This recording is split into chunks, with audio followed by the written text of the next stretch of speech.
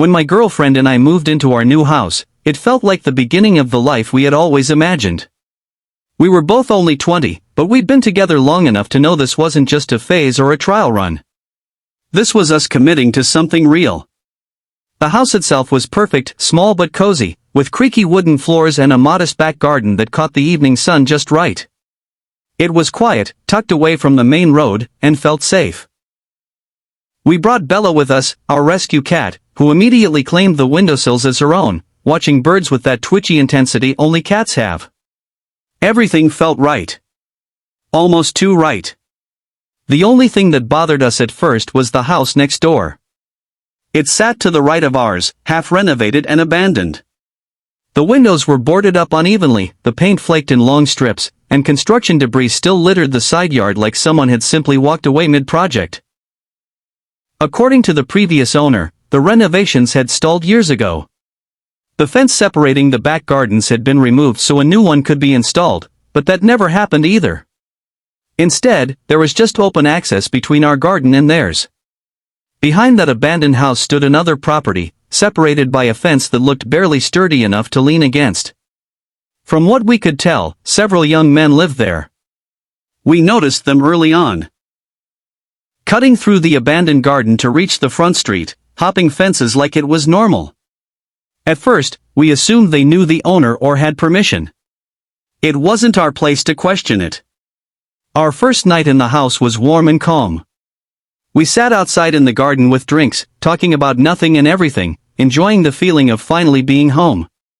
At some point, we glanced toward the houses behind us, just out of curiosity. That's when we saw him. A man stood in a dark window of the house behind the abandoned one. He wasn't moving. He wasn't trying to hide. He was just staring.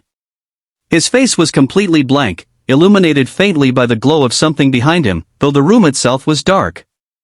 We waved awkwardly at first, half laughing, but he didn't respond. We tried to ignore it. People look. Maybe he was just curious about new neighbors. But he kept staring. 10 minutes passed.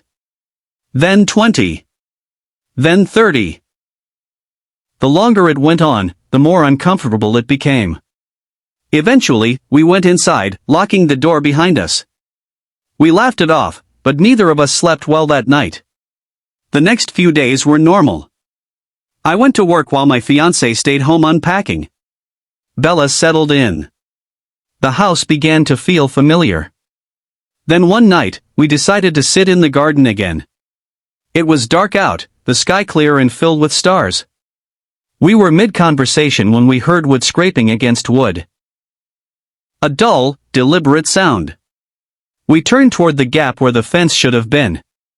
3 men stood there, staring at us. They hadn't announced themselves. They hadn't coughed or cleared their throats. They were just suddenly there, as if they'd stepped out of the shadows. One of them, the youngest, maybe 29, held a large bag. We couldn't tell what was inside. I forced myself to speak. "Are you okay?"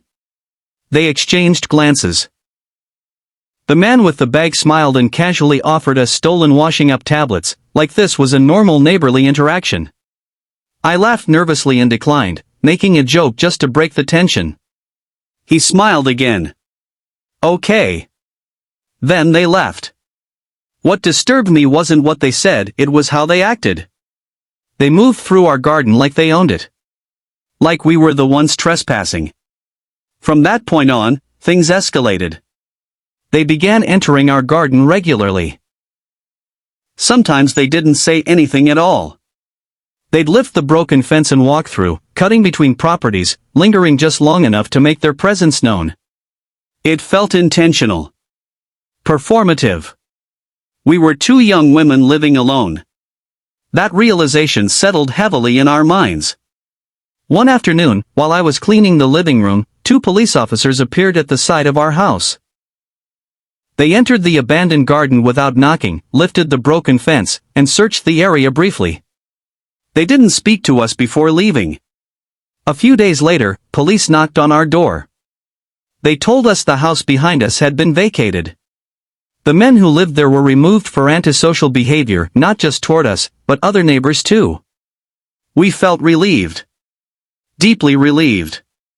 Even though nothing physical had happened, the tension had been unbearable. We thought that was the end. It wasn't. A week later, I was taking a bath when I heard a loud bang outside. I jumped, heart racing, and rushed to find my fiancée. She was in the spare bedroom, filming out the window. A man we'd never seen before stood in the empty garden. He pointed up at our bedroom window. When he realized she was watching, he sprinted toward our house. He tried our door handle as he ran past. Then he vaulted back into the empty garden, lifted the broken fence, and began slamming into the windows of the abandoned house like he was trying to break in. We called the police. They took a statement. Watched the video. Then they left. Days later, at 2:16 a.m., we heard whistling outside. The kind meant to harass. Then tapping on the window. Our cameras didn't record it. The noises stopped as suddenly as they started. The next morning, our Ring doorbell was gone. The SD card had been removed. The police told us to lock everything. One officer admitted that removing the camera could be a sign someone was planning something. That thought stayed with us. The harassment continued, banging, whistling, staring. Then one night, while watching the live camera feed, we saw him. A man stood outside our garden, wearing a black mask. His arms were spread wide, like he was mocking something holy. He stared up at our bedroom window, head tilted unnaturally. He stood there for 30 minutes. The police told us staring wasn't illegal. Then, weeks later, at 2:52 a.m., we saw two masked men on camera. Flashlights scanning our windows. One held what looked like a crowbar. That's when we knew this wasn't random. The faces that knew me. I know how this sounds. Paranoid. Delusional. But everything I'm about to say happened. 3 months earlier, I left my ex, Caleb. He wasn't violent, but he was controlling in a way that was quiet and calculated. He tracked my behavior. Memorized my habits. Used my words against me. After I left, I disappeared. Changed my number. Deleted social media. Moved. Then strangers started saying things only he knew. A barista called me Sunshine. A rideshare driver asked if I'd figured out what I was running from. A stranger whispered, "You don't get to disappear." Every phrase was something Caleb had said. When I finally reached out to his sister, she told me he was in rehab. No phone. No contact. But it didn't stop. Someone wrote on my doormat. "You can change your face too if you want, but I'll still recognize you." I fled to a hotel. At 2 a.m., a woman knocked on my door and stared blankly through the peephole. The front desk said no one should have been there. That's when I realized this wasn't stalking. It was psychological warfare. The man behind the garage. Months later, my family rented an Airbnb on a Great Lake in Michigan. 18 of us.